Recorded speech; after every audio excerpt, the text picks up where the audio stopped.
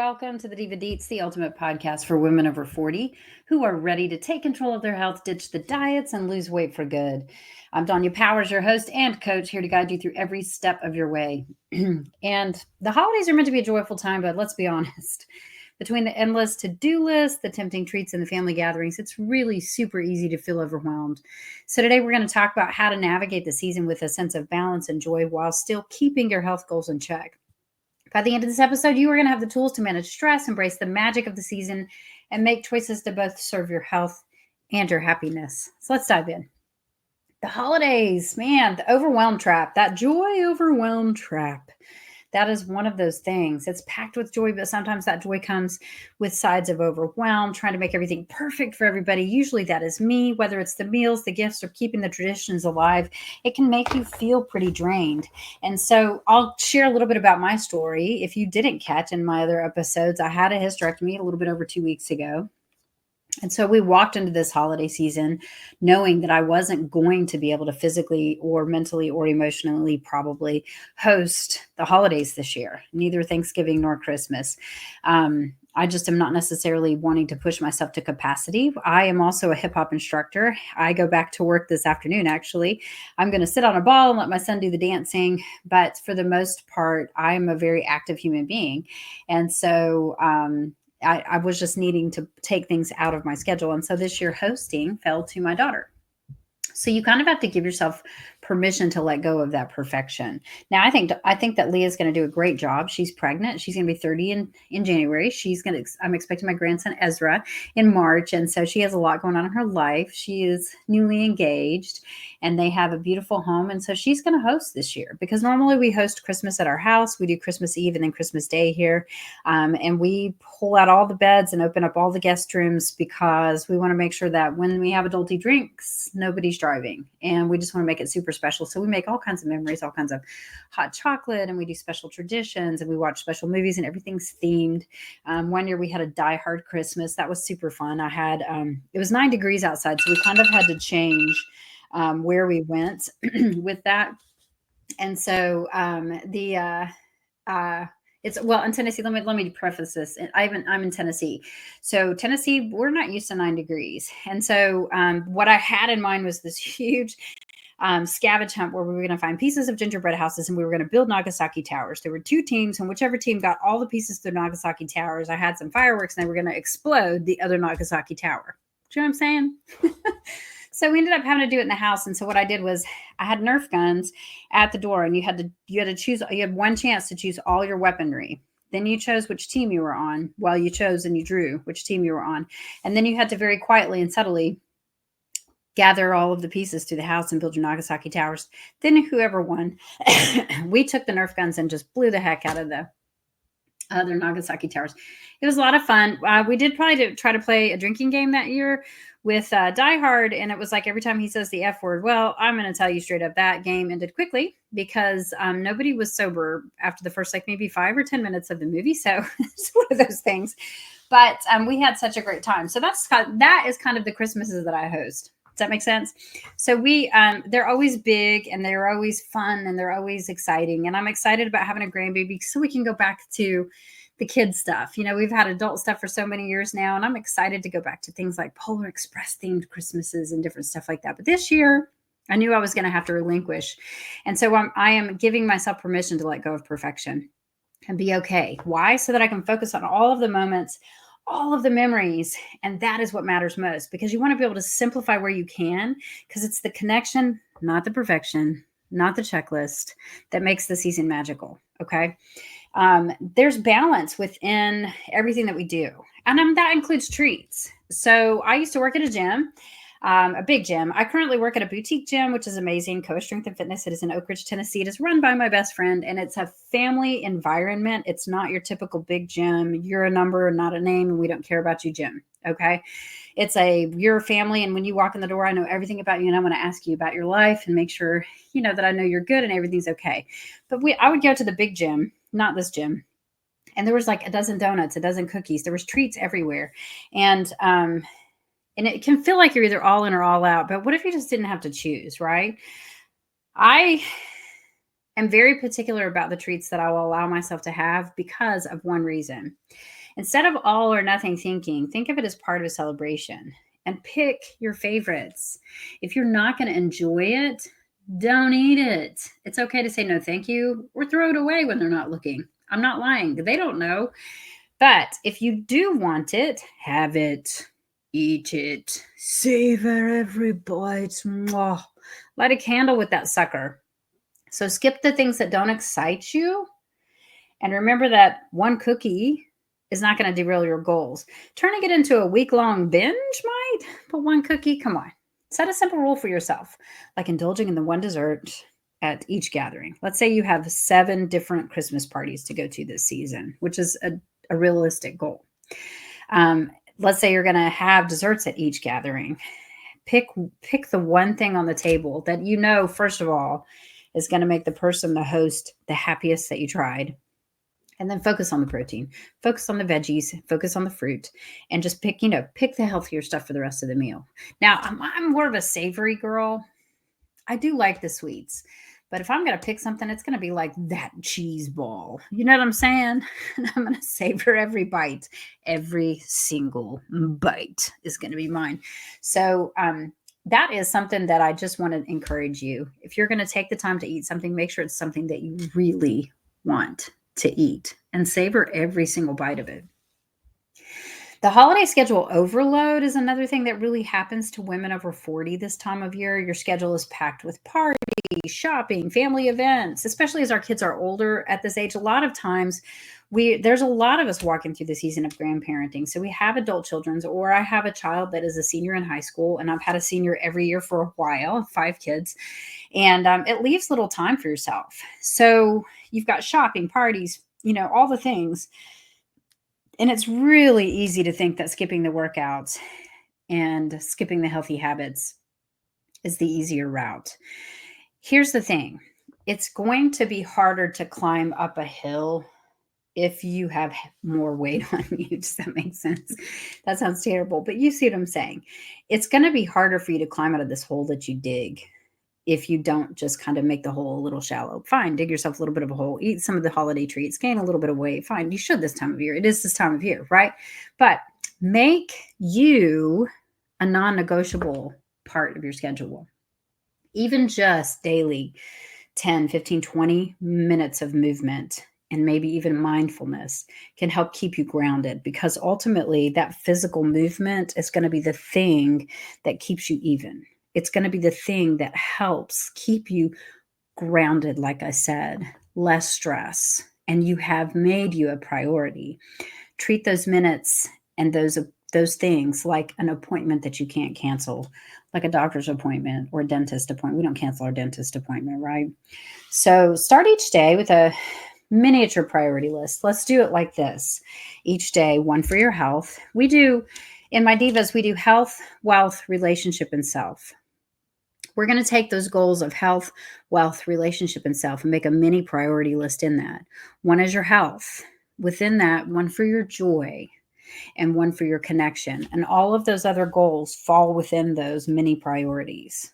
They really, really do. Let's see how you can fit that into your world. One for health, one for joy, and one for connection. And then here's the other thing that we run into this time of year. This is not just everybody. This is not just me. This is a lot of people. But this is one thing that can possibly hit you, and that is stress eating. If you don't make yourself a priority and you let stress get to a point that now you have anxiety, you're not paying attention to all the little triggers that come along the way. If you guys have never followed John Deloney, he is big on the philosophy that anxiety is not a condition. It is a warning sign that you're ignoring, and eventually it's going to explode. So if you're having anxiety, it's really important that you step back and try to figure out what is causing it. Many times for me, what's causing it is not actually what's causing it. So I'll be like, well, my child acting out is what's causing it. Well, I can't control that. So I really can't. No matter how much you parent, they are their own person. You cannot 100% control them. Your spouse is doing something that's upsetting. You can't control that. So What is actually causing the anxiety? And usually I need to go back a little bit further.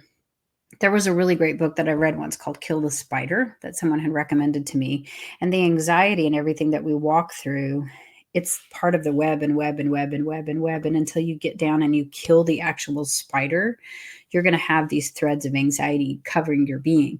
So, stress eating is a common reaction to the chaos of the season, just simply because we haven't dealt with the anxiety. But emotional eating is going to leave you worse, feeling worse, not better. It always will, because it's not a solution. When you are reaching for food as an emotional outlet, you have a food addiction problem. So it is your cocaine, it is your alcohol, it's your cocaine if you're a drug addict, it's your alcohol if you are an alcoholic. You have a food addiction issue. So by reaching for food, it's going to take you down the spiral of addiction and you feel worse, not better. So before reaching for food, pause and ask yourself these two things. Am I hungry or am I stressed? And if you can genuinely sit there and be like, I can't tell if I'm hungry, drink 16 ounces of water and go for a walk. See if that clears your head. If the weather is bad, drink 16 ounces of water and do some stretching for about 10 minutes. If you are stressed, try swapping the food for a non-comfort food if you absolutely cannot go for a walk. Try to go for a protein snack, a water drink, 16 ounces, something. Do something physical, though, if you can, like walking or stretching. Some people like to journal. Some people can do some deep breathing. We're going to actually do some box breathing right now because box breathing is my major solution to a stressful moment. So when stress hits me and I'm like, I feel like I need to eat these pretzels that I know are in my kitchen. There's nothing wrong with pretzels, and I'm not saying pretzels are evil, just so you know that. But the first thing that I do is go, am I hungry? If I can't tell if I'm hungry, I do grab 16 ounces of water. So I'm going to grab a drink of water. That's your sign to grab a drink of water. And we're going to do some box breathing together. So go ahead and close your eyes.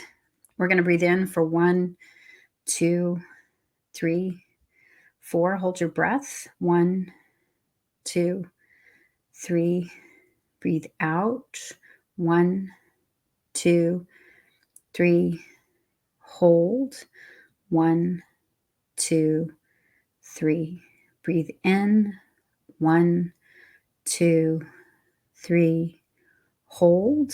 1, 2, 3. Breathe out. 1, 2, 3. Hold. 1, 2, 3, 4. Come back to natural rhythm of breathing, and you should feel calmer. So I grab my drink of water. I do some box breathing. If I still have that pit of anxiety, I go for a walk. I really do, no matter what the temperature is. For me, it doesn't matter the weather. Walks are very helpful to me. Just a 10-minute walk makes a big difference. And then if I come back and I still feel as though I'm hungry, I'm going to go for a protein snack because maybe I do actually need some food. But it's good to keep, it's cold here in Tennessee right now. It's in the 20s today.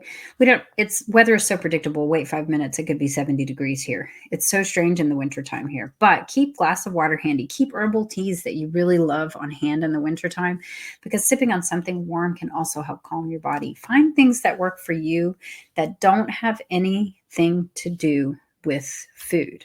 Here's the thing.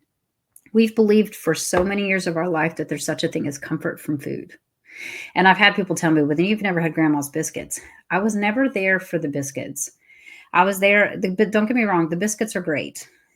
I was there for the smell, but I was there for the hugs. I was there for the laughter, and I was there for the time.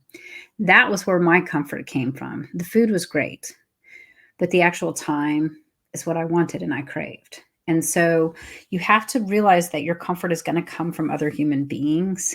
And it's important that you reach out and say, I need a hug or whatever it is that you need. I'm a hug person. If you're not a hug person, I'm so sorry. People that side hug me, I want a full on hug me, because I genuinely want you to know that I'm so thankful for you. And that for me is an act of, whatever. I do understand that people don't like hugs though. And I'll just be like, okay, never hug that person again. It's like a lesson learned. But I'll be honest, for me, a person who loves hugs, it's a dejection. I feel totally rejected when somebody doesn't want to hug or if they side hug me. So, and I understand people are like, but that's the way we do it. It's not the way Danya does it. I want to full on pull you into me, breathe, hold you, hug you. You know what I mean? That's what I want. Bear hugger. So, but anyways, sometimes if you have a spouse or a child or anybody, a 30-second hug has been shown to decrease your stress level and help you live longer. So find someone and get some comfort. And when I'm hugging my husband, even if I'm super annoyed, by 30 seconds, I could melt. It's such a calming thing for me. So that is one of the things, have tea, but you want to find a way to find comfort that is really going to help you. Does that make sense? Here's the thing. We have to remember the joy. This is a joy-filled season. And one of the things that I have learned in my life is that if you can focus on joy, no matter what is happening around you, almost nothing can come against you. It's like this external bubble. Have you guys seen the new Wicked movie where she's in the bubble and she's like, what? I can't hear you. That's what joy is. It's like that bubble. It keeps you really kind of protected in your own little space and world. And anything that comes against it will bounce off of it. So if you can choose to find joy, that's going to help you so much. At the end of the day, the holidays are about joy, connection, gratitude. Gratitude is critical. Don't let stress steal your magic. Don't let someone steal your joy.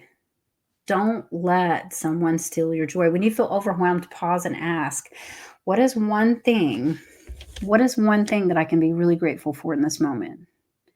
Listen, I know that some of us have lost loved ones this season. Some of us, it's sad for us because that was the season that we lost them. And I get it. I understand it because I too have loss, and pain is our common thread. It's what brings us together as human beings. But what is one thing, even in your loss, that you can be grateful for? There's so much to be thankful for. First and foremost, not everybody woke up today, but you did, because God's not done with you. And this day is extra. So what are you going to do with it? Set an intention for the season. Like, I'm going to focus on connection over perfection, and just choose that. I'm going to focus on joy and gratitude, right? If you find yourself in a bad attitude, find some gratitude. I will honor my body and enjoy this season. Write something down that means something significant for you and keep it visible to remind yourself why it's truly important. What is truly important this season? Why it's important to you. Listen, if we need to keep our motivation going with our gratitude, this season isn't about being perfect. It's about finding joy, balance, making choices that align with the life that you want to create instead of consistently compromising yourself because things are not going right. You deserve to enjoy the holidays without feeling overwhelmed or derailed. Listen, I'm so grateful for this community and the work that we do together, helping women over 40 realize their value, helping women realize their worth, helping them understand that, yeah, it is a little bit harder to lose weight when you're over 40, but I've got you and we can do this together. Let's commit to ending this year with intention and stepping into the new year with strength. Did you know that by winning in the next 4 weeks, you're already so far ahead of the people that have already done the cop out or F it, hey, I'm not doing anything, I'll wait till January. You're going to be ahead of them. Not only are you going to be able to walk in the gym with confidence and know what to do, the crowds of people that are going to be like gone after 2 weeks aren't going to overwhelm you because you already have a mission and a plan because you have 4 weeks of practice doing it. It is time for you to step into your power. These next 4 weeks are that space that will give you the ability to step into the new year with new strength. 2025 is going to be your year. Listen, I appreciate you. If this episode resonated with you, share it with another diva. Share it with another friend. Share it with a family member who needs some extra encouragement this season. And don't forget to tag me on social media because I'd love to hear how you are keeping joy alive this holiday season. Thanks for tuning into the DivaDeets, the ultimate podcast for women over 40 who are ready to take control of their health, ditch the diets, and lose weight for good. And until next time, stay strong, stay consistent, and stay fabulous, my divas.